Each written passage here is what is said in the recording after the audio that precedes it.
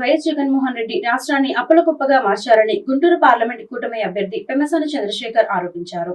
ప్రభుత్వ కార్యాలయాలన్నీ తాకట్టు పెట్టారని తెలిపారు.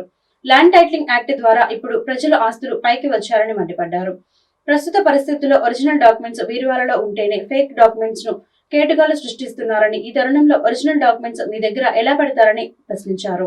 ఏదైనా సమస్య వస్తే వైసీపీ పెద్దలు పరిష్కారం చేస్తారట అంటూ ఎద్దేవా చేశారు.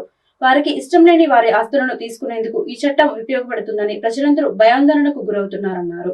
ల్యాండ్ టైటిలింగ్ చట్టాన్ని వ్యతిరేకిస్తూ శుక్రవారం గుంటూరు పార్లమెంట్ కూటమి కార్యాలయం వద్ద జీవో కాపీలను టీడీపీ నేతలు అగ్నికి ఆహుతి చేశారు. టీడీపీ అధికారంలోకి వచ్చిన మొదటి వారంలోనే ఈ చట్టాన్ని రద్దు చేస్తామన్నారు. బీజేపీ పాలిత రాష్ట్రాల్లో ఈ చట్టం అమల్లో లేదన్నారు. జగన్ పాలనపై ప్రజలకు నమ్మకం లేదన్నారు. ఇదే కాదు, ముందు ముందు ఇలాంటి చట్టాలు చాలా వస్తాయన్నారు. జగన్ ఒక పద్ధతి ప్రకారం ఎవరినైనా అణచివేస్తారని చెప్పారు.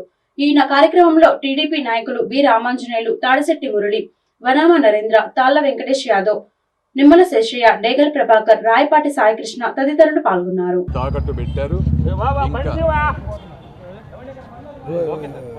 రాష్ట్రం అంతా అప్పులు చేసేసి మొత్తం తాకట్టు పెట్టారు. ఇంకా తాకట్టు పెట్టడానికి ఏమీ లేవు.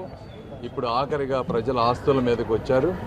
Land title are land grabbing act అని కొత్తది ఒకటి తీసుకొచ్చారు. ఈ యాక్ట్ వల్ల జరిగే మంచి ఏంటో మాకు ఎవ్వరికీ అర్థం కావడం లేదు. న్యాయ వ్యవస్థను మొత్తం కూడా బైపాస్ చేసేటువంటి పరిస్థితి ఇది. ఈ చట్టం ద్వారా వాళ్ళు ఏం చెప్తా ఉన్నారంటే ఒక ధృవీకరణ సర్వే చేసి ఒక ధృవీకరణ పత్రం అంటా ఉన్నారు.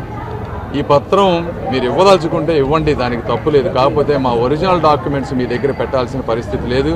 అసలు ఒరిజినల్ డాక్యుమెంట్స్ ఇళ్లలో బీరువాల్లోనే ఉంటేనే దొంగ పత్రాలు చూపించి అమ్మేటువంటి పరిస్థితుల్లో ఒరిజినల్ డాక్యుమెంట్స్ ఏమీ క్రెడిబిలిటీ లేని మీకు కానీ మీ ప్రభుత్వానికి కానీ క్రెడిబిలిటీ లేని వాళ్ళ దగ్గర మేము ఏ విధంగా మా పత్రాలు పెడతాం అనేది తెలియజేస్తా ఉన్నాం. రెండోది, ఏదన్నా ఇబ్బంది జరిగితే 3 నెలల్లో దాన్ని కౌంటర్ చేయాల్సినటువంటి పరిస్థితి. చాలాసార్లు ఇట్లా కేసులు ఉన్న సంగతి కూడా 3 నెలల్లో చాలామంది చూసుకోలేరు అసలు యాక్చువల్గా. ఎందుకంటే మనుషులు వాళ్ళ జీవన విధానంలో ముందుకు వెళ్తూ ఉంటారు.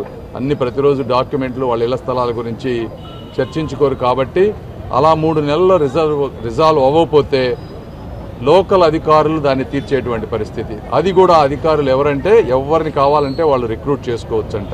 ఎవరు రిక్రూట్ చేస్తారు? ఇదిగో వీళ్లే చేస్తారు. సజ్జల రామకృష్ణారెడ్డి గారు, విజయసాయిరెడ్డి గారు, అయోధ్య రామిరెడ్డి గారు, వైవి సుబ్బారెడ్డి గారు, వీళ్ళంతా జోన్లుగా రాష్ట్రాన్ని విభజించుకొని వాళ్లే ప్రధాన న్యాయమూర్తులుగా ఉంటూ వాళ్ళ కింద వాళ్ళు చెప్పినట్టు చేసేటువంటి అధికారులను నియమించుకొని వాళ్ళకి ఇష్టం లేని వ్యక్తుల ఆస్తులు మొత్తం కూడా ఈరోజు తీసుకునేటువంటి పరిస్థితి వచ్చింది. కాబట్టి ప్రజలందరూ భయభ్రాంతులకు గురవుతూ ఉన్నారు. ఈ చట్టాన్ని మేము ముక్త కంఠంతో వ్యతిరేకిస్తూ ఆ చట్టాన్ని ఈరోజు మేము కాల్చివేశామని మీ అందరికీ తెలియజేసుకుంటా ఉన్నాం.